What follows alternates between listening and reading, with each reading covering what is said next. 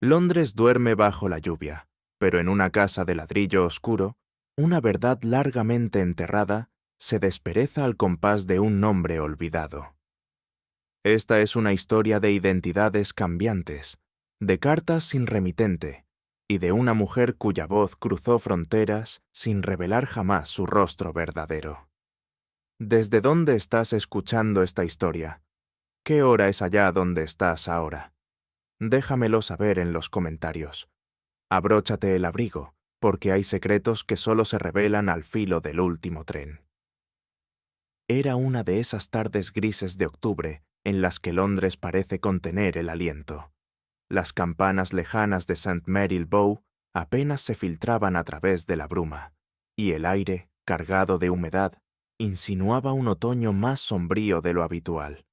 Subí lentamente las escaleras de Baker Street sin esperar mayor novedad. Holmes llevaba días sin pronunciar una sola palabra de interés.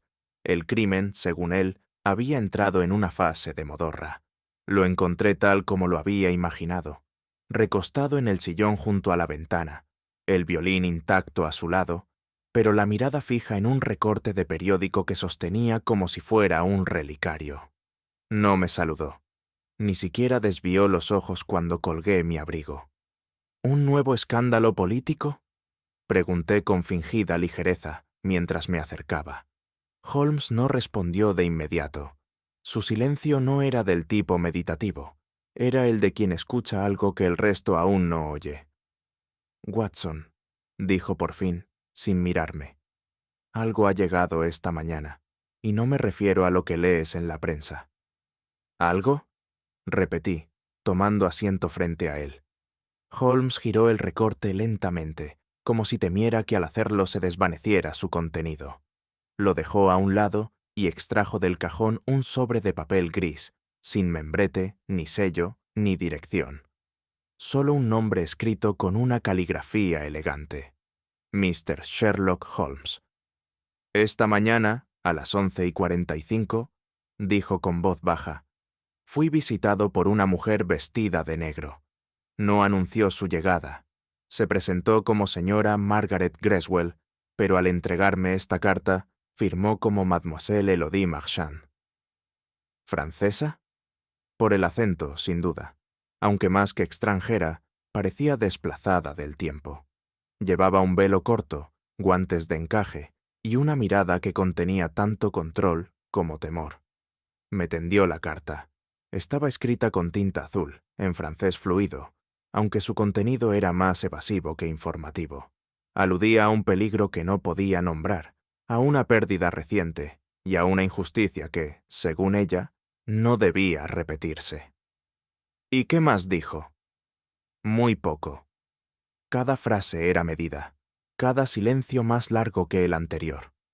Antes de que pudiera interrogarla, se levantó y dijo que no era prudente permanecer más tiempo, y se marchó. Tomé la carta entre mis manos con un respeto casi supersticioso. Había algo en la caligrafía, esa ligera inclinación, ese cuidado excesivo en cada bucle, que transmitía una urgencia sofocada. Leí 2 veces el mismo párrafo sin captar realmente su sentido. No era tanto lo que decía, sino lo que ocultaba. «¿Margaret Greswell o Élodie Marchand?», murmuré. «Esa es precisamente la cuestión, Watson». Holmes se había puesto en pie, con las manos cruzadas tras la espalda. «Los nombres son llaves. Uno abre una puerta social, el otro una puerta que aún no vemos». Señaló la firma al pie de página. «Élodie Marchand», escrita con una tinta apenas más oscura, como si hubiera sido añadida después. «¿No es inusual», dije, «que una dama de sociedad use 2 identidades en una misma visita?» «No es inusual si una de ellas es un disfraz», replicó Holmes con frialdad. «O si ninguna lo es». Volvió a su sillón, pero sus ojos seguían fijos en la carta, como si ésta fuera un espejo velado. «Esta mujer no vino a buscar ayuda, Watson. Vino a ofrecer una pista disfrazada de súplica, y nosotros no tenemos aún el mapa para interpretarla». «¿No intentaste detenerla?» «No fue necesario. Su despedida fue tan inequívoca como su llegada. Se levantó al oír un carruaje pasar, como si fuera la señal convenida. Abrió la puerta sin pedir ayuda y descendió las escaleras con la precisión de quien conoce el lugar. Holmes hablaba sin emoción, pero había una tensión en su mandíbula, una especie de irritación contenida. Ni siquiera me dio tiempo de observar su carruaje, añadió. Ningún escudo familiar, ninguna marca de alquiler, solo un vehículo negro, pulcro y sin distintivos. Me incliné hacia él, con creciente inquietud. ¿Y si no vuelve? Entonces deberemos seguir el hilo sin su ayuda. Pero recuerda, Watson, quien desaparece sin motivo aparente es quien más motivos suele tener. Nos quedamos un instante en silencio. La habitación parecía conservar aún el rastro de su perfume, esa fragancia antigua y floral que persistía en la estancia como una pregunta sin responder. «No hay nada más peligroso», dijo Holmes, casi en un susurro, «que una mujer que no desea ser encontrada, pero deja que la encuentres un poco». Holmes recuperó el recorte del periódico y lo extendió cuidadosamente sobre la mesa. Era de un diario provincial, The Sussex Observer, fechado 2 días atrás. El titular era breve, casi indiferente. Tragedia en Marlow Grange. Lord Alton muere tras accidente doméstico. ¿Lo conocías? Solo de nombre. Un varón menor, retirado de la vida pública desde hacía años. Sin herederos legítimos, aunque los rumores hablaban de una juventud agitada. El artículo era conciso. Lord Alton había caído por las escaleras de su residencia, al parecer víctima de un desvanecimiento nocturno. Fue encontrado sin vida al pie del tramo principal. La policía local no había abierto investigación, y el médico del pueblo certificó la muerte como accidental. ¿Y qué tiene que ver esto con nuestra visitante? Holmes no respondió de inmediato. Sus ojos seguían el texto línea por línea, como si buscaran una grieta entre las palabras. «El nombre no aparece en la carta», dijo al fin. «Pero la fecha encaja, y el tono del mensaje sugiere una urgencia que solo una muerte reciente puede provocar». Se incorporó bruscamente. «Watson, lo que los periódicos llaman accidente puede ser otra cosa. Y si ella lo sabía antes que nadie, no fue casualidad que viniera a mí». Holmes cruzó la habitación, encendiendo la lámpara de gas con un chasquido seco. La luz temblorosa pareció acentuar las sombras, y por un instante su figura se volvió más espectral que humana. «3 elementos», dijo, alzando los dedos. «Una mujer con 2 nombres, una muerte que pasa por accidente y una carta que no pide nada, pero lo sugiere todo». Se volvió hacia mí con una intensidad que raramente mostraba.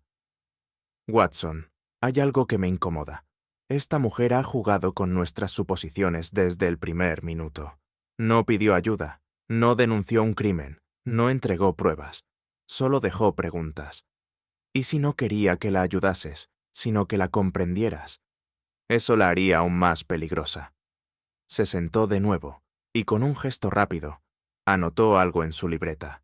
Me incliné y leí. 3 nombres. Una mujer, un cadáver en Sussex. «¿Y ahora?», pregunté. Holmes cerró la libreta. «Ahora, Watson, debemos mirar no lo que nos ha mostrado, sino lo que deliberadamente ha ocultado. Solo en esas ausencias encontraremos la verdad». La mañana siguiente nos encontró ya en las calles, Holmes caminando con paso ágil y mirada atenta, yo siguiéndolo con el ritmo forjado por años de costumbre. El barrio era uno de esos sectores de Londres donde las fachadas guardan silencio y los portones no hacen preguntas. Holmes se detenía de vez en cuando, observando las placas de las casas, el color del lodo bajo las ruedas de los coches, o la forma en que una cortina era cerrada demasiado despacio. «No busco una dirección, Watson», dijo finalmente. «Busco un rastro de indecisión. Nadie que sepa a dónde va se detiene frente a 3 casas antes de entrar en la cuarta. No había necesidad de decir más. La mujer que nos visitó no era ajena a este vecindario, pero se comportó como quien oculta más de lo que revela. Holmes se acercó a una entrada sin llamar, agachándose para observar las marcas recientes del barro en el escalón inferior. «Pasó por aquí», murmuró. «No más de 24 horas antes. Tacones finos, paso medido, sin acompañante». Y añadió, en voz más baja aún, «Pero no entró sola en este misterio. Alguien más la siguió». En una bocacalle lateral, Holmes se detuvo junto a un anciano que limpiaba meticulosamente las ruedas de un carruaje. «Una dama de luto, sola, ayer por la mañana. ¿La vio?» El hombre, tras una pausa escéptica, asintió lentamente. «Vestida de negro, velo bajo, voz suave. Pidió que no la llamara señora. Dijo que era mademoiselle». «¿Le dio dirección?» «Un cruce sin nombre, cerca del canal. No quiso que esperara, y cuando se bajó, no miró atrás». «¿Su carruaje tenía escudo?» «Ninguno. Era particular, pero sobrio. Nuevo, sin duda, pero sin marca de familia». Holmes intercambió una mirada fugaz conmigo. La ausencia de blasón era más reveladora que su presencia. Una mujer con dinero, pero sin respaldo social. O peor aún, alguien que poseía ambos y optaba por no mostrarlos. ¿Pudo ver hacia dónde se dirigió? El cochero negó con la cabeza. Se desvaneció como el humo. «En esta ciudad, señor, las sombras caminan con pasos más firmes que los hombres». Holmes guardó silencio. Sabía, como yo, que la clave no estaba en lo que el cochero recordaba, sino en lo que claramente le habían pedido que olvidara. La dirección que la dama había proporcionado, según Holmes, no figuraba en ningún registro conocido. Sin embargo, no era una invención. Llegamos a un edificio discreto, de 3 plantas, cuya fachada recién pintada no podía ocultar el olor persistente a humedad antigua. Holmes tocó el timbre con suavidad. Nadie respondió. Inspeccionó el dintel, las bisagras, el felpudo gastado. Luego sacó una ganzúa con ese gesto que ya no me provocaba asombro, y abrió la puerta sin un solo sonido. Dentro, el silencio era denso. Había muebles tapados, polvo desplazado y una lámpara de gas aún tibia. Todo sugería una estancia breve, reciente, deliberadamente borrada. En el vestíbulo, una única alfombra había sido movida con torpeza, y en la repisa de la chimenea se advertían marcas circulares dejadas por un frasco o un florero. Holmes ascendió un tramo de escalera y luego bajó sin decir palabra. Abrió una ventana, aspiró el aire y cerró con cuidado. «Estuvo aquí anoche», afirmó. «No más de 4 horas. No durmió. No trajo equipaje. No encendió la cocina». «¿Y entonces?» «Entonces mintió. Watson. No nos visitó antes de venir aquí. Nos visitó después».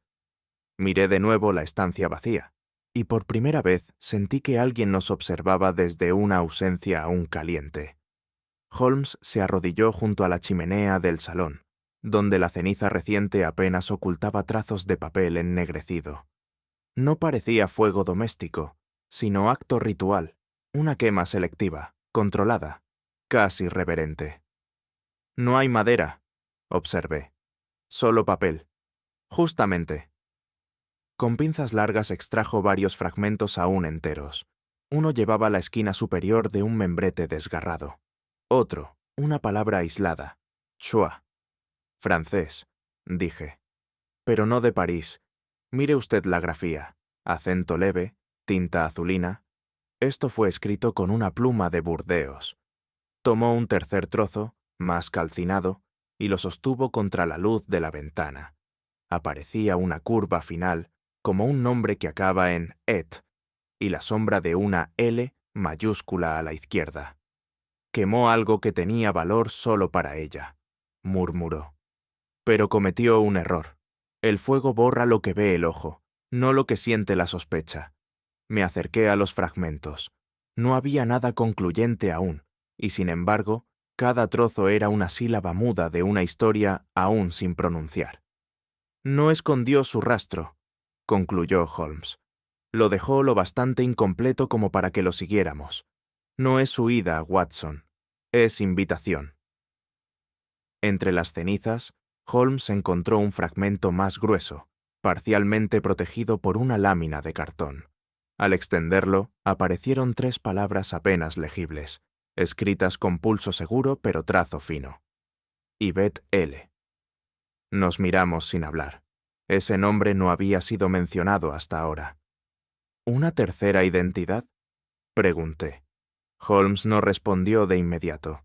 Pasó los dedos sobre la tinta desvaída como si pudiera absorber su intención. No necesariamente. Puede ser el nombre original, o el único verdadero. La letra era delicada, claramente femenina, con una floritura en la Y que recordaba los cuadernos escolares franceses de otra época. Y sin embargo, había algo moderno en su construcción, una especie de fuerza contenida. ¿Y si Margaret fue una invención para los ingleses, Elodie un papel teatral, y Yvette la mujer detrás de ambos disfraces? Entonces, ¿a quién conocimos en Baker Street? Holmes levantó la vista con lentitud. A una actriz que interpreta su propia vida, pero cuyo libreto está manchado de sangre. Las palabras me dejaron un escalofrío leve, no por lo que revelaban, sino por lo que insinuaban, que cada nombre escondía una pérdida, y cada identidad un propósito oculto. Holmes se sentó en el borde del escritorio polvoriento, sacó su libreta negra y escribió en una página nueva con letra firme y angulosa. 3 nombres. Una mujer. Un cadáver en Sussex. Lo observé mientras anotaba. Había en su rostro una calma tensa, como si la verdad empezara a perfilarse, pero aún careciera de cuerpo. Cerró la libreta con un leve chasquido y se volvió hacia mí. No es común que un caso empiece con un seudónimo y avance hacia un nombre verdadero. La mayoría hace lo contrario. ¿Y si no es ella quien huye de su identidad? Exacto, Watson. Quizás no se oculta, quizás protege algo, o a alguien. Me costaba seguir ese hilo. Había un peso emocional en el ambiente que Holmes, fiel a su naturaleza, parecía ignorar. Pero yo lo sentía. Esta mujer, fuera quien fuese, no solo caminaba entre secretos, parecía cargar con ellos como quien protege una tumba sin nombre.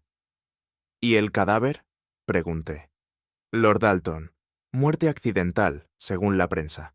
Pero ahora me inclino a pensar que no fue una caída, fue un mensaje. ¿De ella? ¿O para ella? Guardamos silencio unos instantes.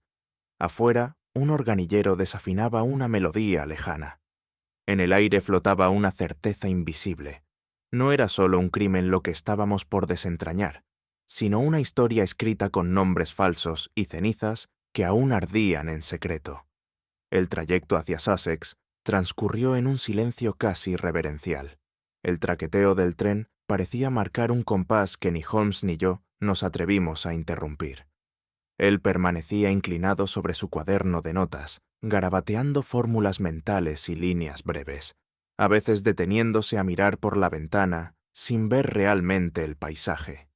Yo, en cambio, no podía evitar sentir el peso del caso que se desplegaba ante nosotros, tan sombrío como la niebla que se pegaba al vidrio. Lord Alton. Un nombre que hasta hace unos días carecía de significado para mí, pero que ahora surgía envuelto en misterio y contradicción. Una muerte que los periódicos llamaban accidental, una visitante que no quería ser nombrada, y un rastro de cenizas donde otros dejaban flores. ¿Crees que fue asesinato?, me atreví a preguntar al fin. Holmes no levantó la vista. Watson, dijo con calma, en la historia de los crímenes ingleses, rara vez se mata por necesidad. Se mata por silencio. Y alguien, en Marlow Grange, ha querido silenciar algo. O a alguien. Su tono no admitía réplica, y el resto del viaje quedó en manos del humo, el hierro y una incómoda previsión. Al llegar a Marlow Grange, lo primero que me sorprendió fue su silencio excesivo.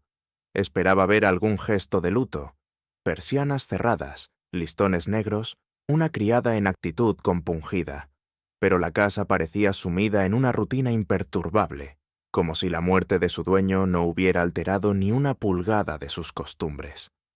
Holmes se detuvo a contemplar la fachada. Sus ojos no buscaban arquitectura ni elegancia, sino omisiones, ventanas abiertas donde debían estar cerradas, jardineros trabajando sin supervisión y una chimenea encendida en la habitación equivocada. «No hay duelo», murmuré. «No hay interés», corrigió Holmes. «Lo uno puede fingirse, lo otro número». Una mujer joven abrió la puerta sin ceremonia. Nos anunció con un gesto breve y nos condujo a un salón amplio, en cuyo interior el único signo de muerte era la ausencia de Lord Alton. Mientras esperábamos al inspector local, Holmes pasó los dedos sobre el respaldo de un sillón de terciopelo. Luego observó el polvo en una cornisa y murmuró algo para sí. «¿Qué has notado?» «Nada, Watson. O peor aún, normalidad. Una casa que no interrumpe su ritmo tras la muerte de su amo es una casa que ya esperaba su ausencia». El inspector Gibbons llegó precedido por el crujido de sus botas y la firmeza de su voz. Era un hombre robusto, de rostro curtido y gesto resuelto, que parecía más interesado en imponer orden que en buscar verdades ocultas. «Señor Holmes, supongo», dijo sin entusiasmo, estrechándole la mano como si firmara una tregua más que un saludo. «No esperaba intervención desde Londres, pero ya que ha venido...» Holmes inclinó la cabeza con cortesía, sin perder esa expresión impenetrable que solía reservar para interlocutores recelosos. «Solo deseo confirmar que lo que usted ha dado por cerrado realmente lo está». Gibbons lo observó con algo cercano al desprecio profesional. «Lord Alton murió al caer por las escaleras. No hay señales de lucha, robo ni entrada forzada. El médico local firmó el acta de defunción. Caso cerrado. ¿Y testigos? Ninguno. Todos dormían. La casa es grande y la noche fue ventosa». Holmes asintió lentamente. El inspector lo miraba como quien tolera una molestia innecesaria, convencido de que su trabajo no necesita revisión. «Le ruego que me permita examinar el lugar del suceso», dijo Holmes finalmente. Gibbons aceptó con una mueca. No era la cortesía lo que lo movía, sino el deseo de demostrar que no había nada que encontrar. Nos condujeron al tramo principal de la escalera, amplio, de madera pulida, con una alfombra central sujeta por varillas de latón. Era fácil imaginar cómo alguien, incluso sobrio, podría tropezar al bajar a oscuras, pero Holmes no se conformaba con lo verosímil. «¿A qué hora fue encontrado el cuerpo?», preguntó. «Cerca de las 6 de la mañana. La doncella subía con agua caliente para el desayuno», respondió Gibbons. «Lo halló al pie de la escalera, con la cabeza vuelta de forma antinatural. No se oyeron gritos». Holmes se agachó, observando el primer peldaño. Luego recorrió con lentitud el pasamanos, deteniéndose en una pequeña irregularidad en la moldura. ¿Había encendida alguna lámpara? Ninguna. La casa duerme temprano. Holmes inspeccionó el ángulo entre el último peldaño y la pared. Rozó el papel pintado con la yema de los dedos, frunciendo el ceño. «Es curioso, inspector. Una caída así debería dejar rastros visibles, sangre, abolladuras, un botón arrancado. ¿Y no los hay? Ninguno que sea visible a simple vista». Y añadió, con esa calma que precedía sus deducciones más certeras. «Pero a veces, lo invisible deja el eco más nítido». Holmes pidió que se apagara la lámpara de gas del vestíbulo, y durante unos segundos nos vimos envueltos en una penumbra grisácea. Luego encendió una vela y la sostuvo a ras del papel pintado que bordeaba el tramo final de la escalera. «Observe», me dijo en voz baja. «Justo aquí». Donde la llama rozaba la pared, una sombra irregular se volvía visible. No era una mancha de humedad ni una grieta del yeso. Era hollín, fino, casi imperceptible, pero extendido en una franja horizontal a la altura de un hombro humano. ¿Qué significa eso? Susurré. Que una lámpara estuvo encendida aquí y fue movida bruscamente en dirección lateral, no vertical. Holmes examinó la barandilla. Una pequeña astilla, apenas visible, colgaba de uno de los barrotes. Su dedo la recogió con delicadeza. Y aquí, Watson, está el resto del rastro. ¿Sugerís que Lord Alton no cayó por la escalera? Sospecho que cayó, sí, pero no desde arriba, sino desde una altura mucho menor, y en dirección contraria. El inspector Gibbons, algo irritado, preguntó qué implicaba aquello. Holmes no respondió de inmediato, solo murmuró. No todo asesinato requiere fuerza. A veces basta con una distracción, una sombra y un instante de sorpresa.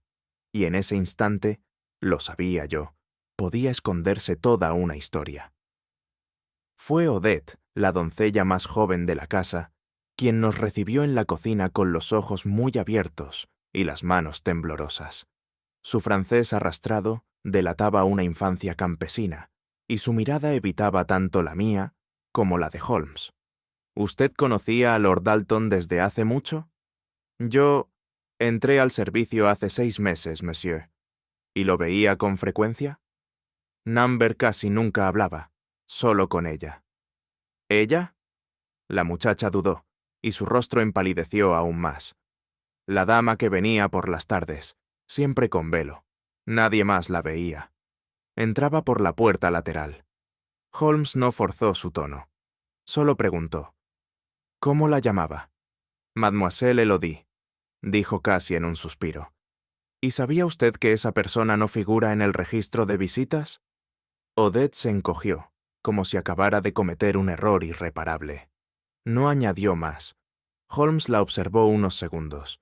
Luego agradeció en voz baja y nos retiramos. En el pasillo le dije, ya no es solo una dama misteriosa, es una presencia constante, oculta. Sí, Watson, y toda sombra constante se vuelve, tarde o temprano, visible. De vuelta en el despacho de Lord Dalton, Holmes solicitó acceso a los libros de registro de la casa. Era un cuaderno meticuloso, escrito con letra firme y ordenada, donde se anotaban visitas, compras y correspondencia. Revisamos página por página. Había nombres de vecinos, comerciantes, incluso del médico local. Pero en los 6 últimos meses no aparecía ni una sola vez el nombre Elodie Marchand ni ninguna variante cercana. Holmes levantó la vista. Una visita repetida que no deja huella en los registros es, por definición, una visita indeseable o secreta. ¿Y si era una relación íntima? Entonces habría dejado rastros emocionales, no solo administrativos. Revisó también la correspondencia archivada. Entre facturas y notas personales, halló una carta sin sobre, con pliegues marcados y fecha incompleta. Decía simplemente, no puedo volver hasta que todo esté resuelto. Holmes no sonrió, pero su expresión se endureció con una seriedad renovada. No figura aquí porque no quería figurar, y Lord Alton lo permitió, lo cual sugiere no solo complicidad, sino temor. Me estremecí ante la palabra. ¿Temor a qué? Holmes cerró el libro de golpe. A que su muerte, dijo en voz baja, no fuera el final de algo, sino el comienzo. Fue mientras examinábamos un pequeño armario en el pasillo de la planta alta que Holmes encontró la llave. Estaba al fondo de una bandeja de latón, sin etiqueta, sin pulido reciente, olvidada como tantas otras piezas menores del engranaje doméstico. Pero no para Holmes. Demasiado antigua para un trastero, demasiado bien cuidada para haber sido descartada, dijo, girándola entre los dedos. Y sin embargo, lo bastante olvidada como para indicar que no debía ser encontrada fácilmente. Me condujo sin demora hacia una puerta discreta, apenas visible al fondo del ala norte. La cerradura, oxidada en su contorno, reaccionó con un leve chasquido. El interior era el estudio de Lord Dalton. La estancia tenía ese aire detenido, que solo poseen los espacios privados de un hombre solitario, cortinas pesadas, libros dispuestos con un orden que solo él entendía, una silla de respaldo alto junto al escritorio. Nada parecía alterado, y sin embargo, Holmes no buscaba lo evidente. Un hombre que oculta a una mujer, dijo sin apartar la vista de la estancia. Siempre oculta también un objeto. Sus ojos se detuvieron entonces en un reloj de péndulo de madera oscura que latía con una precisión casi desafiante. Holmes se acercó al reloj como quien interroga a un testigo. Observó los tornillos, palpó la base, examinó la clave del péndulo y la estructura del cristal. Luego, sin decir palabra, deslizó una uña bajo el marco inferior y lo levantó con un leve crujido. Allí, dentro de una cavidad oculta, se encontraba una pequeña caja de madera clara, envuelta en un paño de lino. La depositó sobre el escritorio con delicadeza. Al desenvolverla, emergieron varios papeles, doblados con cuidado y atados por una cinta azul ya descolorida. No había sobre, ni remitente, ni destinatario visible. Solo aquel lazo íntimo, casi ceremonial. Abrí el primer pliego con respeto. La caligrafía era femenina, inclinada, fluida. Holmes me indicó con un gesto que leyera en voz baja. El texto comenzaba sin introducción. No puedo olvidar aquel banco bajo los tilos, ni la forma en que mi nombre temblaba en tus labios. Eran cartas, pero no simples misivas románticas. Había en ellas una cadencia teatral, una densidad emocional que hablaba de secretos más profundos que la pasión. Cartas de alguien que no solo amó, sino que necesitaba ser recordada. Esas palabras no fueron escritas para el amor, dijo Holmes, sino para ser encontradas después de él. Leímos en silencio varias de las cartas. Algunas estaban fechadas en París, otras en Londres, e incluso una en Boulogne-sur-Mer. Todas estaban firmadas por la misma mano, Margaret G. Pero lo que me intrigó fue que el idioma elegido para escribirlas no era el inglés, sino un francés refinado, casi literario, más cercano a una mujer educada en la alta sociedad que a una institutriz provinciana. ¿Por qué escribirle en francés a un noble inglés?, pregunté. Holmes alzó una ceja. Porque no se escribía para ser comprendida, Watson. Se escribía para ser evocada. Cada carta revelaba un fragmento de una relación que oscilaba entre lo íntimo y lo imposible. Había referencias a lugares comunes, a decisiones aplazadas, a un destino pospuesto con la cadencia de lo irremediable. Pero también se deslizaban sombras, menciones veladas a obstáculos, a personas no nombradas, a una distancia impuesta más que asumida. Y observe, dijo Holmes, señalando los sellos de agua.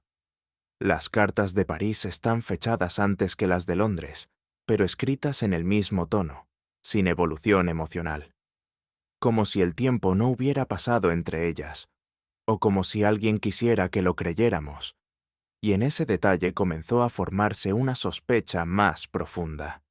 Al pasar más tiempo con los pliegos, algo me inquietó.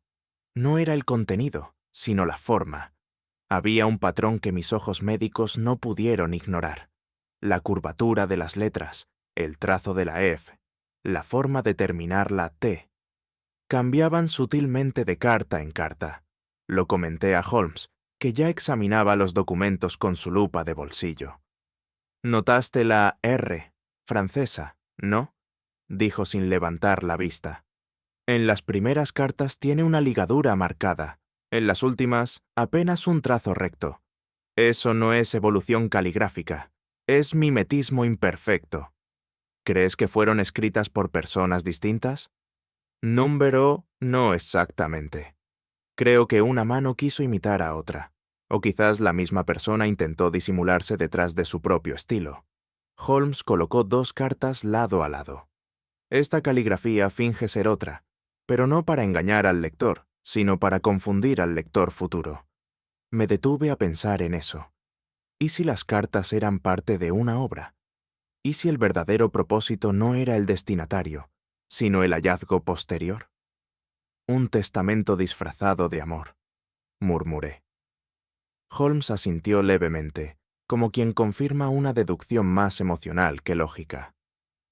Holmes volvió a sentarse junto al reloj, como si el péndulo le ofreciera la serenidad que necesitaba para organizar sus pensamientos.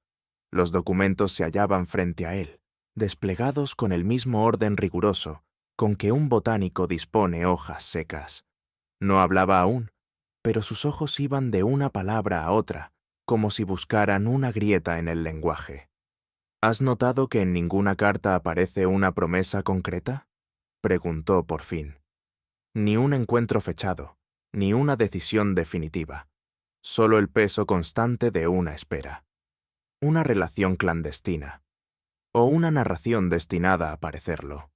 Se levantó y cruzó la sala sin prisa, como tanteando una conclusión que aún no deseaba pronunciar.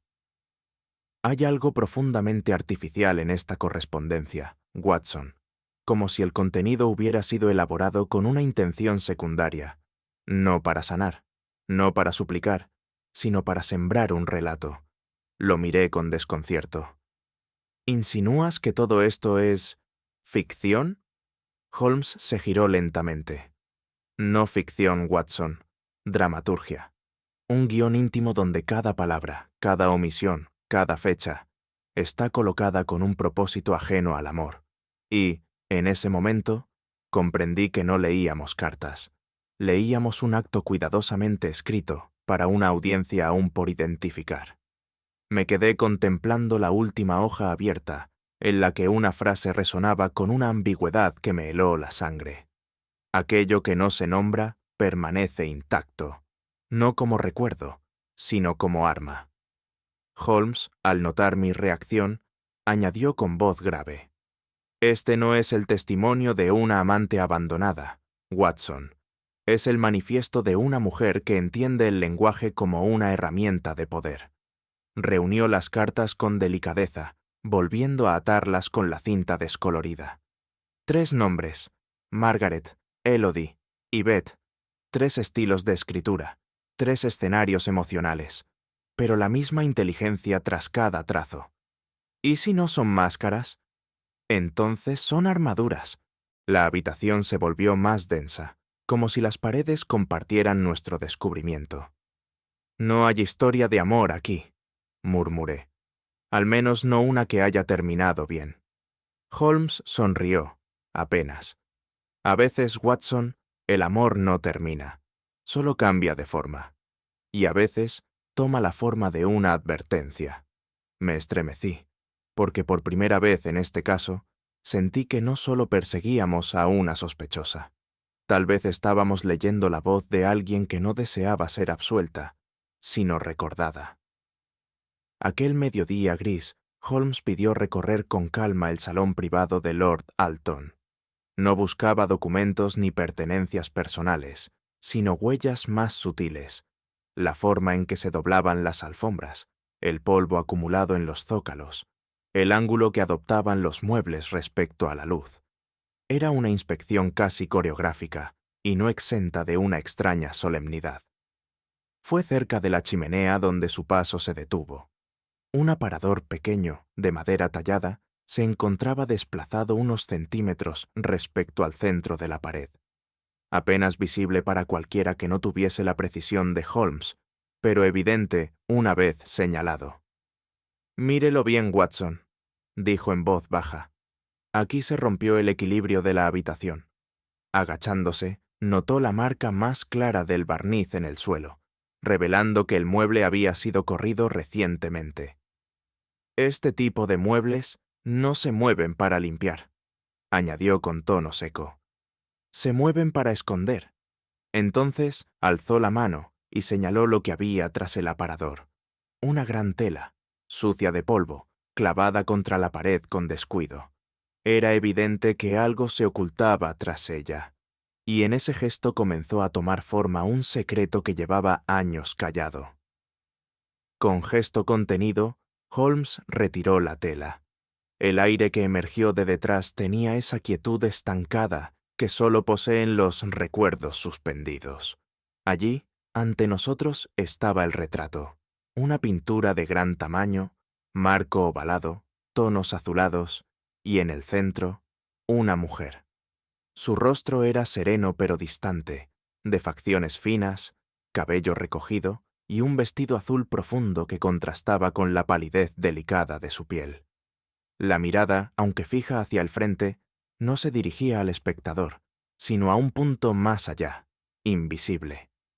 Una mirada que no buscaba ser comprendida, solo sostenida. Yo sentí algo semejante a una punzada. Aquel rostro no me era del todo ajeno, aunque no podía decir con certeza de dónde surgía la impresión. Holmes dio un paso atrás, entrelazando los dedos detrás de la espalda. Una mujer que fue amada, dijo en voz baja, pero también retirada del mundo, colgada para ser contemplada, y luego ocultada. El polvo sobre el marco no era antiguo. Alguien había retirado esa tela antes. No muchas veces, quizás solo una.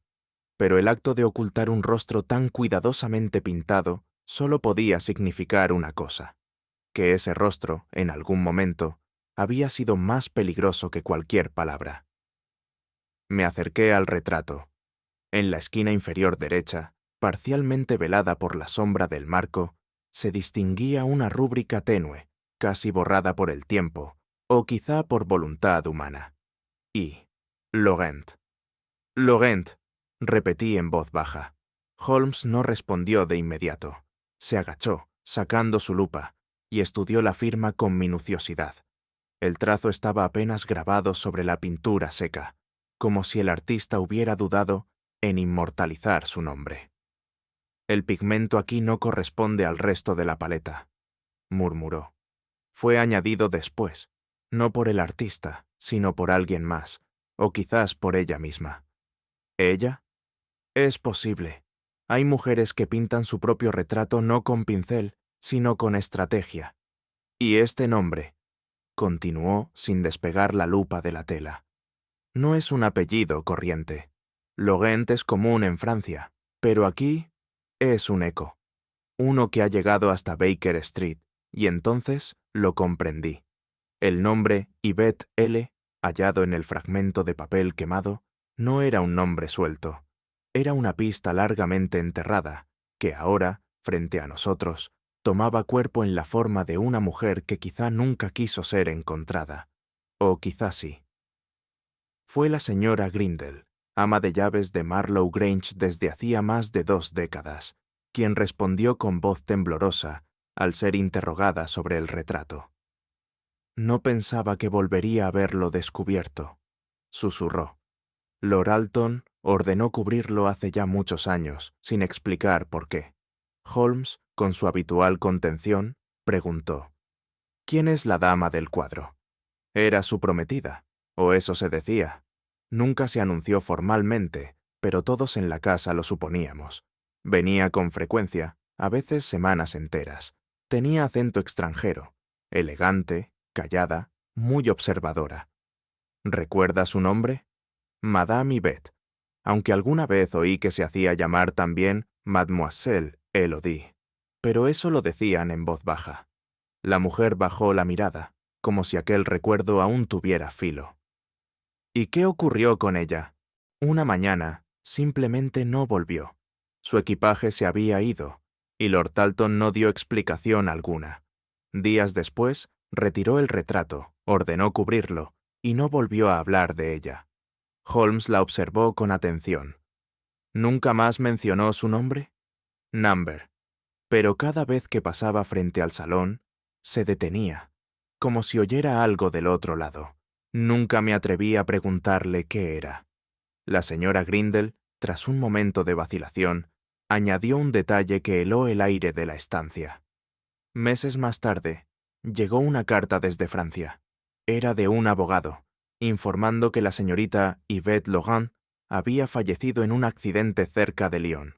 El señor Alton no dijo nada. Simplemente entró en el estudio y no salió en 2 días. Holmes escuchaba con los ojos entrecerrados, como si sopesara el valor de cada palabra contra la línea del tiempo que él mismo empezaba a trazar. ¿Cree usted que esa noticia era cierta? No sabría decirlo, señor Holmes, pero algo en él cambió. Se volvió más solitario, más severo, como si esa carta hubiese sellado algo que ya había empezado a romperse. Guardamos silencio unos segundos. ¿Conserva usted esa carta? La ama de llaves negó con la cabeza. La quemó él mismo, en mi presencia. Dijo que no deseaba vivir en la memoria de una sombra. Holmes se incorporó. Y sin embargo, dijo mientras se volvía hacia el retrato, no se deshizo de su imagen, solo la cubrió, como si la muerte de esa mujer no hubiera sido un final, sino una coartada, para alguien que aún estaba viva. Aún con el retrato descubierto, no podía apartar la vista de aquel rostro. Había una suavidad en los rasgos, una dignidad sin arrogancia, que evocaba la presencia de una mujer real, tangible, compleja. No un ideal pintado, sino alguien que había vivido, que había amado, y quizá que había temido. Holmes, dije al fin, sin apartar los ojos de la figura. Es ella. ¿Ella? La mujer que vino a Baker Street. Estoy seguro. No puede haber dos miradas así, ni dos formas tan exactas de sostener el misterio en los ojos. Holmes se acercó y contempló el retrato una vez más, esta vez sin instrumentos. Sus ojos no buscaban pruebas, buscaban sentido. Entonces tenemos una mujer que fue dada por muerta en Francia, dijo lentamente, cuyo retrato cuelga oculto en la casa de un hombre muerto en Inglaterra, y que días antes se presentó en Baker Street bajo un nombre distinto. ¿Qué significa todo esto? Holmes se volvió hacia mí. Significa, Watson, que la muerte de Lord Alton no fue un accidente. ¿Y si ella no vino a encubrir un crimen, sino a advertirnos de él? Esa posibilidad crece, admitió con seriedad, pero también existe otra más inquietante. ¿Cuál? Que la mujer del retrato no sea una sola mujer, sino dos, que se parecen tanto como la verdad se parece a una mentira cuando ambas visten de luto. El primer hilo de luz apenas comenzaba a filtrarse entre los tilos del parque, cuando Holmes me despertó con esa urgencia serena que solía reservar para momentos de revelación. No era su costumbre alterar el ritmo del sueño sin motivo justificado, por lo que me vestí en silencio y lo seguí a través del corredor, aún envuelto en penumbra. El día no empieza donde el reloj lo marca, me dijo, sino donde el silencio permite escuchar lo que la casa calla. Salimos por la puerta trasera, cruzando los senderos húmedos por el rocío. La brisa de la mañana traía consigo un perfume tenue, mezcla de tierra fresca y flores silvestres. Holmes caminaba sin hablar, guiado por un mapa que solo él podía ver. Nos detuvimos al llegar a una pequeña hondonada al borde del jardín. Allí, el terreno era más oscuro, más blando, y en medio de esa ligera depresión, crecían violetas en abundancia desordenada, como si la naturaleza hubiese querido cubrir algo que antes se quiso esconder. «Nadie planta violetas en este lugar por belleza», murmuró Holmes. «Pero a veces la culpa las hace brotar. La mancha de violetas no estaba contenida por marco alguno, ni protegida por cerca o piedra. No había lápida ni cruz, ni signo alguno que indicara memoria o pertenencia. Era, en apariencia, solo un rincón de flores sin dueño, pero había una simetría en su crecimiento, una delimitación natural que desmentía el descuido. Me agaché para tocar la tierra. Estaba blanda, más que en el resto del jardín, como si hubiera sido removida no hacía mucho. Holmes sacó su bastón y con él dibujó un contorno invisible. Una tumba antigua, pero no tan antigua como quieren que parezca. El silencio que reinaba a nuestro alrededor era distinto al de la madrugada. Era el de un lugar que se ha resignado a no ser visitado. ¿Quién podría yacer aquí?, pregunté. Holmes no respondió de inmediato. Sus ojos recorrían el terreno, no en busca de respuestas, sino de preguntas mejor formuladas. Alguien cuyo nombre no debía ser recordado, O quizá alguien que fue recordado bajo otro nombre. Las violetas, bellas y silenciosas, parecían sellar un pacto de pudor con la tierra. Pero incluso la belleza, aprendí aquella mañana, podía ser el último disfraz de un secreto. Fue Holmes quien notó lo que mis ojos habían pasado por alto. En la base de una piedra cercana, el musgo formaba un borde perfectamente delineado, como si hubiera sido plantado con la intención de aparentar abandono. Lo tocó con suavidad y lo retiró apenas con la uña. Debajo, la superficie era más clara, intacta. «Demasiado fresco para estos parajes», dijo. «El musgo necesita años para asentarse así. Aquí, en cambio, alguien ha acelerado el tiempo para cubrirlo todo». ¿Intentaban ocultar la excavación? Exactamente. La tierra removida habla, Watson, pero solo si uno aprende a escucharla como escucha el lenguaje de las mentiras, no por lo que dice, sino por cómo se acomoda. Examinó el perímetro de la tumba, marcando con el bastón zonas de compactación irregular. Cada indicio apuntaba a una operación deliberada. Alguien había cavado, depositado algo, o a alguien, y luego intentado devolver al terreno una apariencia de antigüedad. «Esto no es olvido», murmuró Holmes. «Es un esfuerzo cuidadosamente construido por recordar, sin permitir que se sepa qué». Y mientras me quedaba contemplando aquel rincón, entendí que en ese silencio vegetal se escondía no solo un cuerpo, sino una voluntad. Fue al pie del macizo de violetas que Holmes, arrodillado sin ceremonia, comenzó a remover la tierra con la punta del bastón. No buscaba profundidad, sino superficie alterada. Y allí, en una pequeña concavidad bajo la raíz de una planta más joven que el resto, apareció lo que parecía un aro metálico cubierto de lodo seco. Lo limpió con el pañuelo. Era una sortija. Oro antiguo, sin piedras, pero con una inscripción interna que nos dejó sin aliento. Pur E.L. a 1878. E.L. Repetí en voz baja. Holmes sostuvo el anillo entre los dedos, como quien contempla una moneda lanzada al destino. «Yvette Laurent», dijo. «O Elodie, según quien la nombre. Y, no puede ser otro que Alton». La fecha añadía una capa más profunda al enigma. 1878. Al menos una década antes de su desaparición oficial.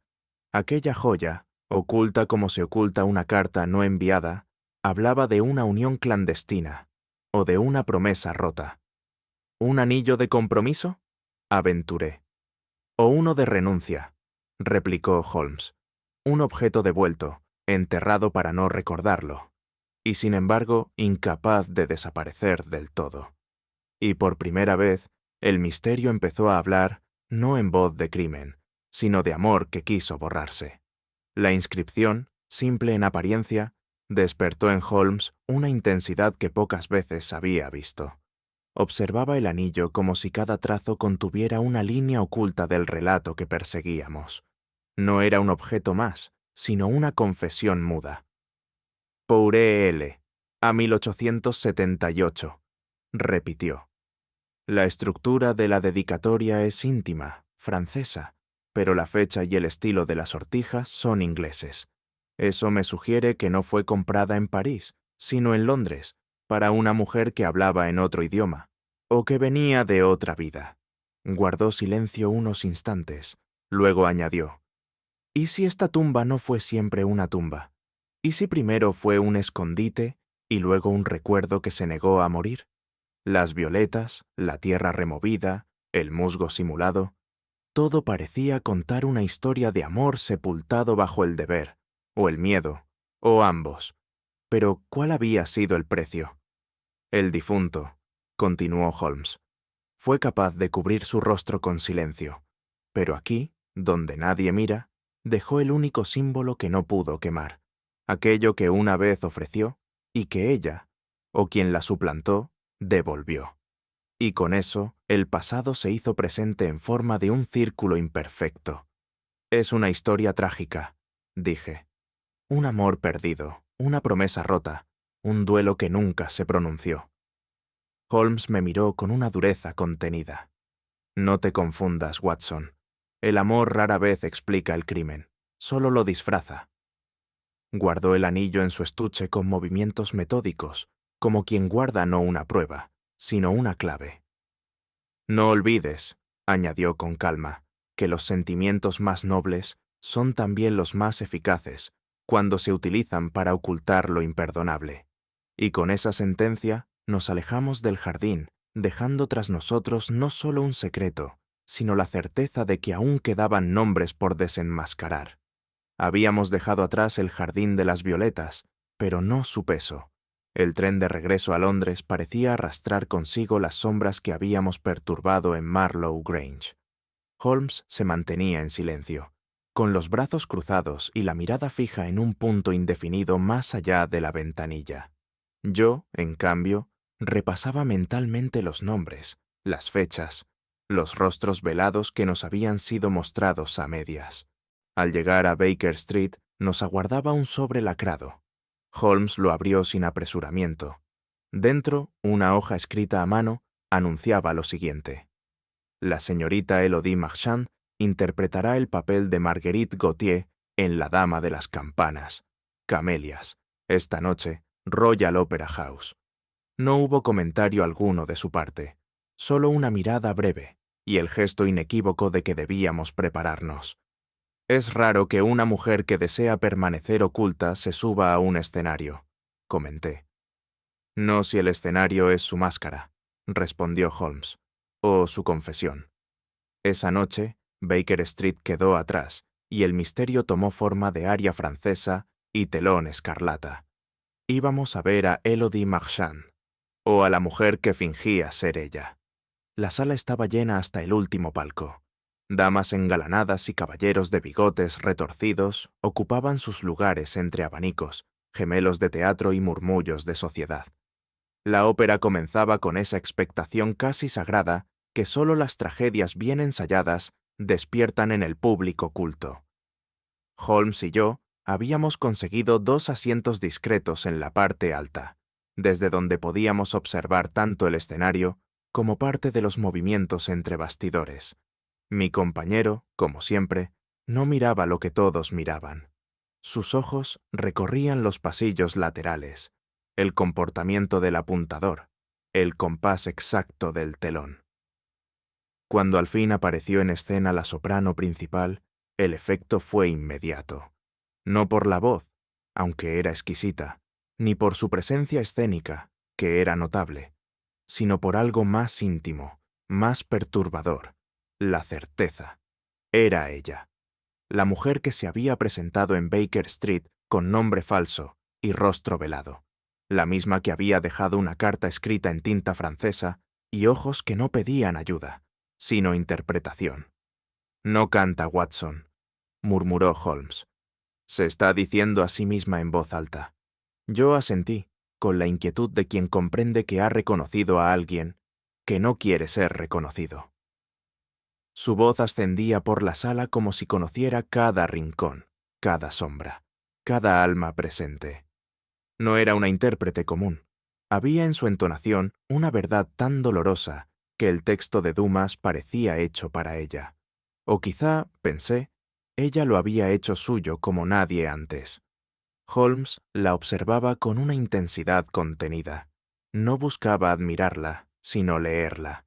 Estudiaba el modo en que levantaba la cabeza al alcanzar una nota difícil, cómo evitaba ciertos gestos que habrían revelado algo de su identidad real. Todo en ella era exacto, demasiado exacto. Yo, por mi parte, no podía dejar de pensar en el retrato de la mujer con el vestido azul. Aunque el maquillaje, la distancia y las luces difuminaban los rasgos, había una simetría profunda, innegable. Y algo más, la misma tristeza concentrada en la mirada. No melancolía, no arrepentimiento, tristeza lúcida. «Holmes», susurré, «no puede ser coincidencia». «No lo es. Esta mujer habrá vivido con un propósito. Y si está aquí, esta noche, no es para cantar. Entonces, para dejarse ver, pero solo por quien entienda lo que no se dice». En ese instante, Su mirada se cruzó con la nuestra. Apenas un segundo. Pero fue suficiente. Nos había visto. Tras el último acto, Holmes desapareció entre la multitud como solo él sabía hacerlo.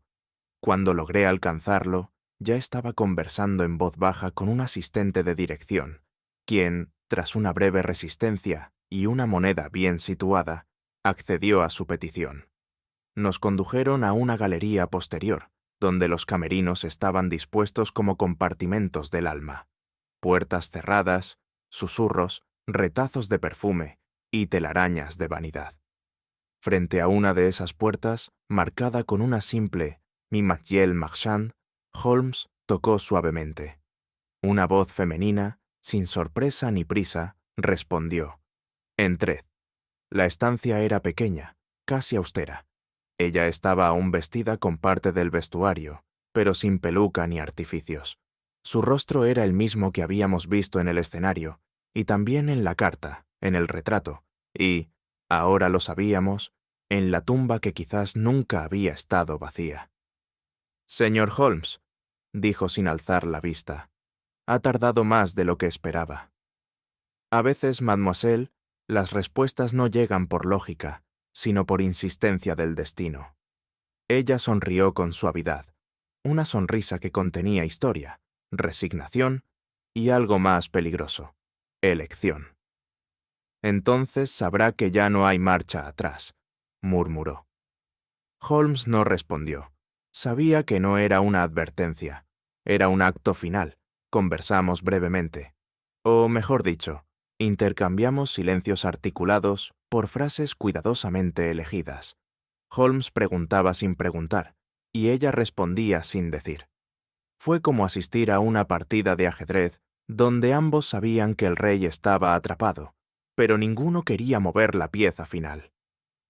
«¿Por qué vino a verme aquella mañana?», preguntó Holmes por fin. «Porque sabía que usted seguiría el hilo. No todos saben leer entre costuras rotas». «¿Y el señor Alton? ¿Qué papel jugó en su historia?». Ella desvió la mirada hacia un espejo apagado. «Fue quien me llamó por mi verdadero nombre. Y luego quiso olvidarlo». «¿Y su muerte?». La mujer se incorporó con lentitud. Tomó una copa de agua, pero no bebió. Luego, con una serenidad que me desarmó, dijo: «No es por mí que murió». Nos quedamos en silencio. Esa frase, pronunciada con tal ambigüedad, era como una daga sin empuñadura. Uno la sostenía, pero no sabía a quién hería. Holmes la observó con detenimiento. Yo quise preguntar más, pero su mirada me detuvo. No era el momento. Ella nos había dado lo que había venido a dar: una frase, un hueco, una grieta. Al salir del camerino, Holmes no habló. Solo repitió, en voz apenas audible: «No es por mí que murió». Y en ese eco empezó a crecer una sospecha que no estaba en el escenario, sino entre bastidores. El aire de la noche tenía una densidad nueva al salir de la ópera. Londres nos envolvía con su niebla habitual, pero algo había cambiado en nuestra percepción. Habíamos visto a Élodie Marchand, o a quienquiera que fuese esa mujer, sin velos, sin disfraces y sin respuestas claras. Yo caminaba en silencio, repasando mentalmente cada palabra, cada pausa, cada mirada. Había en ella una autoridad que no se basaba en la presencia, sino en la certeza de quien ha atravesado algo irreversible.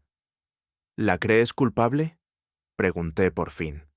Holmes no respondió de inmediato. Se detuvo bajo una farola y encendió un fósforo con parsimonia. «No mintió», dijo al fin. «¿Entonces?». Pero no dijo la verdad. Ese tipo de afirmaciones, tan características en él, siempre me dejaban en un estado incómodo. No era escepticismo, era incompletud, como si lo que Holmes perseguía no fuera la respuesta a un crimen, sino la estructura moral que lo hacía posible. ¿Y si todo esto fue una advertencia?, aventuré. Entonces fue la más hermosa advertencia jamás pronunciada. El resto del camino lo hicimos sin hablar, pero yo sentía que aquella noche, más que resolver un enigma, habíamos entrado en el corazón de uno. y que la voz que escuchamos en escena no buscaba justicia, sino ser oída por última vez. Fue a la mañana siguiente, entre papeles desperdigados y el silencio del pensamiento, cuando Holmes volvió a tomar la sortija que habíamos hallado bajo las violetas. La colocó con delicadeza sobre la mesa del desayuno, justo entre su taza intacta de café y una nota que aún no había abierto. «He pasado por alto lo más obvio, Watson», murmuró, mientras giraba el anillo entre los dedos. Yo me incliné para observarlo. A la luz del día, la inscripción cobraba una claridad modesta, como si la humedad de la tierra hubiera querido protegerla. Pour E.L. A. 1878. Holmes repitió en voz baja las letras. Su tono no era de asombro, sino de reconocimiento. Ya no eran simplemente iniciales, sino coordenadas de un afecto enterrado. «¿Élodie Logan?», aventuré. Holmes negó levemente con la cabeza. «Eso es lo que quieren que pensemos, pero hay una estructura detrás del nombre, y los nombres, Watson, son las máscaras más elegantes del crimen». Guardó la sortija con un cuidado que solo reservo para las pruebas verdaderamente delicadas, y murmuró: «Es tiempo de consultar los archivos, no los de Scotland Yard, sino los que registran los caminos invisibles de quienes cruzan fronteras con un pasado a cuestas». Aquella tarde, acompañé a Holmes al despacho discreto del registro de migración del Ministerio del Interior, un lugar donde los nombres se conservan como fósiles, mudos, precisos, inalterables. Holmes, con su acostumbrada cortesía seca, solicitó acceso a los documentos del año 1879, mencionando discretamente un interés de carácter humanitario. Tras un par de firmas y una conversación en voz baja con el funcionario encargado, le entregaron varios volúmenes encuadernados en cuero ajado. Yo lo observaba con creciente curiosidad, sin comprender del todo a qué punto deseaba llegar. No tardó en señalar una entrada con su dedo delgado y firme. «Aquí está», dijo. Leí sobre su hombro: «Yvette Logant, nacionalidad francesa, llegada al puerto de Dover, junio de 1879. Profesión: institutriz. Destino declarado: Marlow Grange, Sussex. Empleador: Lord Alton». La coincidencia era asombrosa, y sin embargo, en el rostro de Holmes no había ni sorpresa ni triunfo, solo confirmación. No hay mujer sin historia, Watson, pero hay historias que se escriben en la sombra, y a veces, con la tinta del olvido. Cerró el volumen con suavidad. Ahora que sabemos dónde entró, debemos entender por qué se borró a sí misma. Yo asentí, sin atreverme aún a preguntarle qué destino aguardaba a quien, al parecer, había sido sepultada en vida. De regreso a Baker Street, no pude evitar una mezcla de asombro y vértigo. Yvette Logant, la institutriz francesa que había servido en Marlow Grange, era ahora la figura central de un círculo que parecía cerrarse con cada revelación. Pero más desconcertante aún era el hecho de que su empleador hubiera sido el mismísimo Lord Alton. ¿Y si todo esto fue planeado?, pregunté. ¿Si esa mujer ha construido una identidad con años de antelación? Holmes me miró, no con impaciencia, sino con una especie de benevolencia reflexiva. Nadie planea el olvido, Watson, pero algunos aprenden a utilizarlo. Revisamos los documentos nuevamente. Las fechas coincidían. Yvette había vivido en la casa durante 3 años, luego desaparecido sin explicación oficial. No constaban cartas de recomendación, ni salarios finales, ni despedidas formales. Nada. «¿Y qué hay de Élodie Marchand?», pregunté. Holmes alzó una ceja. «Una soprano, sí, pero sin documentos anteriores a 1883. Aparece en escena como si surgiera de la niebla. Igual que Margaret G., igual que todas las otras firmas femeninas que orbitan esta historia». Sentí, por primera vez, que no estábamos simplemente siguiendo a una mujer, sino atravesando las máscaras de una misma alma, rota y múltiple, oculta tras sus propios reflejos. Los últimos hilos empezaban a trenzarse, y fue en una polvorienta oficina notarial en Bloomsbury donde Holmes halló lo que buscaba: un testamento anterior, olvidado entre legajos administrativos, redactado en 1880 por Lord Alton. Yo mismo lo leí, conteniendo la respiración. El documento, sellado y legalizado, nombraba como única heredera de sus propiedades, incluyendo Marlow Grange, a una mujer, Mademoiselle Ian D'Elle, de nacionalidad francesa, por servicios prestados y afecto profundo. Holmes me señaló una cláusula al final. Este documento ha sido sustituido por uno más reciente, fechado en 1886. Buscamos el segundo testamento, y en efecto, su contenido era radicalmente distinto. No había mención alguna de Ile, y la herencia pasaba a un primo lejano que, según supimos, había presionado durante años para establecerse en la propiedad.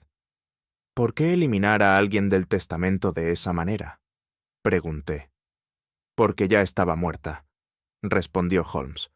O eso quisieron hacerle creer al testador. La desaparición de Yvette no fue una partida voluntaria, fue una omisión calculada.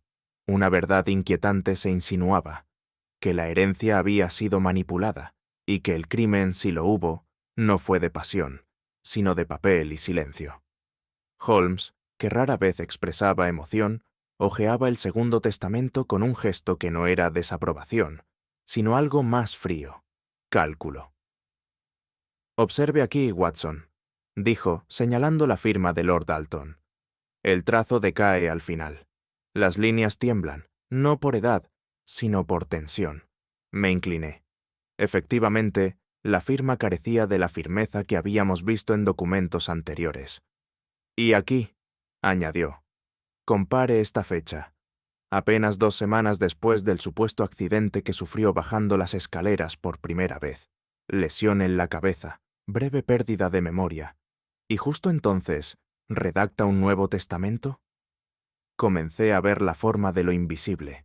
Si la firma fue puesta bajo coacción, el documento entero era una farsa legal. Y lo más perturbador, Yvette, o quien fuese entonces, debió conocer esta anulación. Tal vez por eso había regresado, no para vengarse, sino para impedir que el legado cayera en manos indignas. «No busque un móvil pasional, Watson», musitó Holmes. «Busque una lógica que protege lo justo disfrazándolo de traición». Su voz tenía ese tono que precedía al relámpago. Y yo supe, en ese instante, que ya no investigábamos un asesinato, sino una supresión calculada de la verdad. Aquella noche, Holmes se quedó contemplando la chimenea con la sortija en la palma abierta. No habló durante largo rato. «Elodie», dijo al fin, «no es más que una intérprete. Margaret fue una invención para despistar. Pero Yvette fue la mujer que él amó y que luego fue borrada, sustituida, desplazada». Sus palabras eran suaves, casi un lamento. «Los nombres no son identidad, Watson. Son disfraces que el alma acepta para sobrevivir». Me senté en silencio. Sentía que el caso se acercaba a su centro, pero que ese centro, quizá, no era un crimen, sino una verdad dicha con demasiados nombres. Había una tensión peculiar en el aire aquella tarde en Marlow Grange, una quietud expectante, como si la casa misma contuviera el aliento. Holmes, con su habitual sobriedad, había solicitado la presencia de todos los implicados en la investigación bajo el pretexto de una conversación final. Lo que en realidad se gestaba era un desenlace. Estaban allí, la joven criada Odette, pálida como una hoja seca; el primo heredero, de rostro adusto y ojos esquivos; el inspector Gibbons, con su inflexible compostura rural; y, por supuesto, Elodie, o como ya empezábamos a entenderla, el reflejo aún vivo de Yvette Logan. Holmes no alzó la voz ni recurrió a dramatismos. Expuso los hechos como un cirujano que traza con firmeza la línea del bisturí, sin titubeos, sin adornos. Y, sin embargo, cada palabra tenía el peso de una sentencia. «No convoco esta reunión para acusar, sino para exponer la verdad. dijo con una serenidad que estremecía más que cualquier reproche. Sentí que algo irrevocable estaba por revelarse, como si todas las piezas del tablero hubieran esperado en silencio la última jugada. Y Holmes, con esa economía de gestos tan suya, se preparaba a dar jaque mate con una lámpara y un espejo. Holmes se movió hacia el extremo del salón privado, donde días antes habíamos hallado restos de hollín en la pared. Allí, con ayuda de una lámpara de gas y varios espejos portátiles, recreó meticulosamente las condiciones de la noche en que Lord Alton supuestamente tropezó en la oscuridad. Este salón, como habrán notado, tiene una geometría peculiar. Comenzó. Las paredes están dispuestas de modo que, con los ángulos adecuados, un espejo puede multiplicar una fuente de luz o suprimirla por completo. Una ilusión, si se desea, pero mortal si se manipula con intención. Movió la lámpara y giró el primer espejo. El rincón donde el cuerpo fue hallado quedó repentinamente envuelto en penumbra, aunque la lámpara seguía encendida. «Ahora, observen», dijo. Un segundo espejo, orientado desde el pasillo, proyectó una sombra irregular sobre el escalón más alto. Era suficiente para confundir al ojo, para hacer que una persona percibiera un obstáculo donde no lo había, o que ignorara uno real. Pero la víctima no cayó, señores, fue empujada, y la escena fue reconstruida cuidadosamente para que todo apuntara a un accidente. El murmullo que siguió no fue de incredulidad, sino de reconocimiento, porque, por fin, el engaño se había reflejado a sí mismo. La precisión de Holmes al desmontar la escena era tan inquietante como un bisturí que revela una herida antigua. Su voz era calma, pero en su relato se desmoronaban las certidumbres de todos los presentes. El hematoma en la cabeza de Lord Alton era angular, no curvo, explicó. La herida coincidía exactamente con la esquina de una repisa baja, no con un peldaño, y el hollín en la pared no era de una lámpara caída, sino de un contacto violento, posterior a su muerte, probablemente al arrastrar el cuerpo. Observé cómo el heredero, aquel primo que había ganado súbitamente la fortuna, apretaba las manos contra sus rodillas. No fue el único en tensarse. Odette, de pie junto a la chimenea, tenía los ojos clavados en el suelo. La escena fue manipulada, insistió Holmes, y lo fue con tiempo, conocimiento del lugar y una fría lógica. Recordé entonces la frase que Holmes había pronunciado semanas antes. El crimen no suele nacer del caos, Watson, sino de una estructura. La muerte de Lord Alton no fue el resultado de un accidente, ni siquiera de una pasión desbordada. Fue el producto calculado de una mente que no deseaba justicia ni venganza, sino una posición. La tensión era ya insoportable cuando Holmes se volvió hacia Odette. No la acusó, no alzó la voz. Solo la miró, con esa extraña mezcla de comprensión y firmeza que lo hacía, a la vez, ineludible e inexplicable. «Usted no lo empujó», dijo, «pero ayudó a ocultar la verdad». Odette rompió a llorar con una intensidad que desarmó a todos.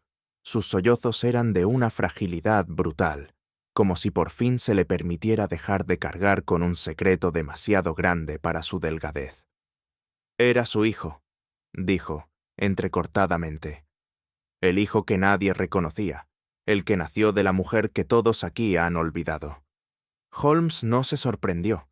Yo sí. Aquel heredero ilegítimo, invisible en los documentos, borrado del testamento, negado por la historia, había crecido al margen del linaje, pero no del resentimiento. «Solo quería lo que le pertenecía», continuó Odette. «Dijo que el viejo no sufriría, que sería rápido. Yo solo moví la lámpara». El silencio que siguió fue más elocuente que cualquier condena, y en ese instante comprendí que el crimen no se había gestado en la oscuridad de una noche, sino en la penumbra larga de una vida negada. Holmes retomó la palabra. esta vez con un tono que no admitía réplica. El joven no buscaba venganza, sino legitimación. Durante años vivió en el anonimato, sostenido por su madre y por la fidelidad silenciosa de Odette. Cuando supo que existía un testamento original en su favor, comprendió que había sido deliberadamente excluido. El heredero oficial, el primo, palideció. El inspector Gibbons se irguió, incómodo. La estructura familiar que habían defendido con tanto celo se tambaleaba. La ambición, prosiguió Holmes, no nace solo del deseo de riqueza, sino del dolor de no ser visto. Ser ilegítimo no era su delito, ser ignorado sí lo fue. Yo sentí un extraño respeto por aquel asesino invisible, aunque no justificara sus actos.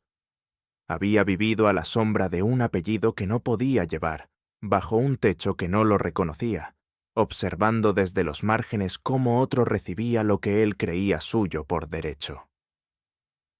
El crimen no fue una explosión, concluyó Holmes, sino una estrategia, precisa, callada, implacable, y en el fondo de sus ojos grises vi un leve asomo de tristeza, como si supiera que, al revelar la verdad, no estaba restaurando justicia, sino desvelando una herida que ya no podía cerrarse.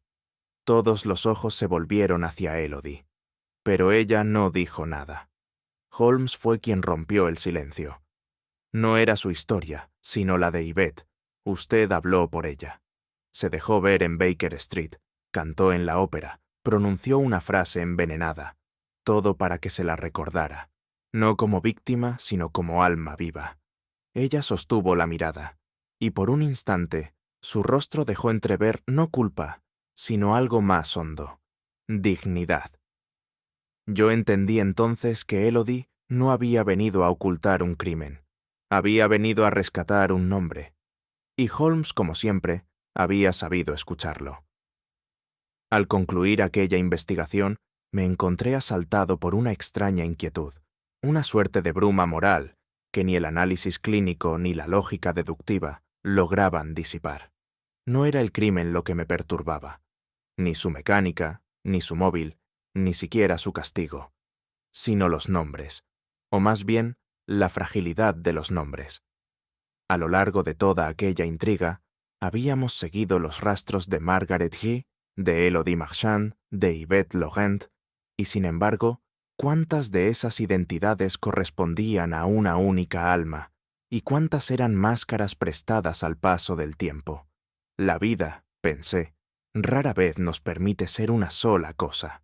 La infancia, el amor, la traición, la pérdida, van tallando en nosotros otras versiones de lo que fuimos. Y en el caso de aquella mujer, inteligente, contenida, irreductible, las capas se superponían con una dignidad que desafiaba toda lógica. A veces, me dije, uno no oculta su nombre para engañar, sino para proteger lo que queda de sí mismo. Y en esos casos, el silencio no es ausencia de verdad, sino su forma más delicada. Holmes, por supuesto, lo comprendía todo desde antes. Yo, en cambio, seguía dándole vueltas a una pregunta infantil. ¿Cómo se llama a alguien que ha vivido tantas vidas sin pertenecer por entero a ninguna? Aquella tarde, de regreso en Baker Street, el fuego chisporroteaba con discreta confianza en la chimenea. Yo hojeaba sin atención un diario viejo, cuando Holmes, que permanecía de pie junto a la ventana, dijo sin girarse: «Era ella, Watson, no Élodie, no Margaret. Era Yvette Laurent». No sentí sorpresa, sino una especie de serenidad que acompaña a la certeza largamente presentida. «¿Desde cuándo lo supiste?», pregunté. «Desde el retrato oculto en Marlow Grange», respondió con naturalidad. El gesto en la boca, la inclinación apenas perceptible del cuello, son cosas que no se imitan. Se recuerdan. Holmes hablaba despacio, como si cada palabra llevara el peso de una memoria ajena. Fingió ser muchas mujeres, pero en todas ellas había una nota constante, como una melodía disimulada entre variaciones. Ninguna mentira podía borrar la verdad de su silencio. Yo lo observaba con atención. Había en su voz una extraña melancolía, como si el caso no hubiera sido una victoria, sino un adiós velado. Ella no vino a buscarnos, añadió, casi para sí. Nos dejó encontrarla cuando ya era tarde. No dije nada más, porque comprendí que en ciertos casos la verdad no es un hallazgo, sino una confidencia, y solo se entrega en voz baja, entre amigos. Holmes se sentó entonces, como rara vez lo hacía sin tener un cigarro entre los dedos, y me relató lo que había deducido del pasado de Yvette con una mezcla de precisión y delicadeza que rara vez empleaba en sus exposiciones. Fue en 1878, comenzó. Yvette Logant había sido enviada desde París para servir como institutriz en Marlow Grange. Era joven, brillante, con un acento que no ocultaba y un modo de mirar que desarmaba incluso a los más endurecidos. Según los documentos que Holmes había obtenido de los registros franceses, Yvette desapareció el mismo año en que se redactó el primer testamento de Lord Alton. En ese entonces, se supuso que había huido, tal vez tras un escándalo amoroso. Pero Holmes reconstruyó otra escena. Hubo un intento de asesinato, Watson, un empujón en la escalera, el mismo lugar donde años después moriría Lord Alton. Pero ella sobrevivió, y en lugar de denunciar, desapareció. Fingió su muerte. No por cobardía, sino por estrategia. Lo comprendí con un nudo en la garganta. Fingir estar muerta para que el culpable creyera haber triunfado. Y luego, años más tarde, regresar sin rostro, sin nombre, solo con la voz. Yvette, dijo Holmes en voz baja, no buscó justicia, solo impedir que se cometiera una segunda injusticia. Me pareció una forma trágica pero poderosa de resistencia. Morir sin morir, y vivir sin ser vista. El silencio de Yvette no fue, como suelen imaginar los moralistas, una forma de cobardía. Fue una ética, una voluntad deliberada de no convertirse en instrumento del escándalo, ni en víctima perpetua del recuerdo. No quiso que se castigara al hombre que la empujó, explicó Holmes. Solo quiso evitar que heredara la fortuna por la que casi la mató. Su retorno fue sutil, primero como una visitante muda en Baker Street, luego como una voz en la ópera, y finalmente como un retrato reencontrado entre el polvo del pasado. En ningún momento intentó manipularnos, solo sembró las migas necesarias para que siguiéramos el rastro. Si hubiera hablado, dije, habríamos resuelto el caso antes. No, replicó Holmes con firmeza. Habríamos manchado su dignidad con nuestro juicio. Yo no supe qué responder, porque, en el fondo, él tenía razón. Hay verdades que no necesitan un tribunal, sino un testigo silencioso. Y nosotros lo fuimos.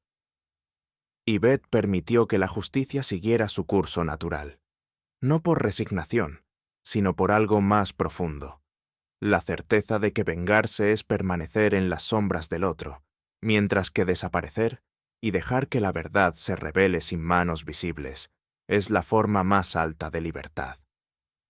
La mañana era de un gris silencioso cuando acompañé a Holmes hasta la estación de Charing Cross. Allí, entre el ir y venir de maletas y silbatos, aguardaba la figura menuda y serena de la mujer que, durante semanas, había habitado nuestra conciencia bajo múltiples nombres. No había maleta ostentosa, ni sombrero elegante. Solo una bufanda azul celeste, el mismo tono que había en el retrato de Marlow Grange, y una expresión que no pedía perdón ni ofrecía excusas. Holmes le tendió un sobre cerrado. Ella no lo abrió, solo asintió, y en ese gesto silencioso comprendí que se había dicho todo lo necesario. El tren emitió un silbido. La dama subió sin mirar atrás. ¿Volverá alguna vez?, me atreví a preguntar, mientras el convoy comenzaba a deslizarse por los raíles. Holmes tardó un instante en responder. No lo creo, pero eso no importa. Y yo supe que tenía razón. Algunas presencias están hechas para perderse con dignidad. Yvette no era una fugitiva, sino una testigo que había cumplido su papel. Había protegido una memoria impedido una injusticia y devuelto a la historia su equilibrio moral. El tren se alejó, y en ese instante me pareció que Londres volvía a ser un poco más opaco, como si se hubiese marchado con ella algo que ya no nos pertenecía. Aquella noche, mientras Holmes permanecía ensimismado en sus experimentos químicos, yo garabateaba unas notas que nunca llegaría a publicar, porque hay casos que no piden ser contados, sino apenas recordados. Me detuve en una línea. Yvette Logan partió hacia Francia, y me asaltó una duda punzante. ¿Era ese realmente su nombre? Holmes nunca lo había verificado del todo. Los registros eran ambiguos, las fechas dudosas, y las cartas de Margaret G. no estaban firmadas con ese nombre. ¿Y si Yvette era también una construcción? ¿Y si, en el fondo, esa mujer había nacido no de un acta de nacimiento, sino del deseo de ser otra? Pensé entonces en todos nosotros, en Holmes, en mí mismo, en los culpables y las víctimas, y comprendí que, de alguna manera, todos llevamos nombres prestados. Algunos nos los da la sociedad, otros los heredamos sin pedirlos, y unos pocos los elegimos en el silencio más hondo. Ella se fue sin desvelarlo, no por desdén, sino porque, tal vez, su verdadero nombre no era el importante. Lo esencial era lo que hizo con él: proteger, velar, callar y partir. Apagué la lámpara.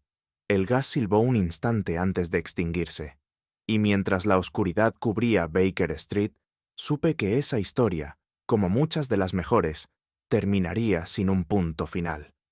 A veces, los nombres no nos pertenecen, como si la vida nos prestara máscaras que llevamos con dignidad o resignación. Holmes, con su fría lucidez, desenredó el hilo, pero yo sigo pensando en aquella mujer que se fue sin mirar atrás. ¿Fue amor lo que la empujó al silencio o fue miedo? Jamás lo sabremos del todo. Hay verdades que se esconden no en los crímenes, sino en las decisiones que tomamos para proteger a otros, o a nosotros mismos. ¿Tú crees que Yvette fue víctima de las circunstancias o autora de su propio misterio? Déjamelo saber en los comentarios. Si esta historia te dejó pensando, te invito a compartirla con quien ame los enigmas sin respuesta. Dale like, deja tu opinión y suscríbete para seguir explorando, juntos, las sombras que la lógica a veces no alcanza.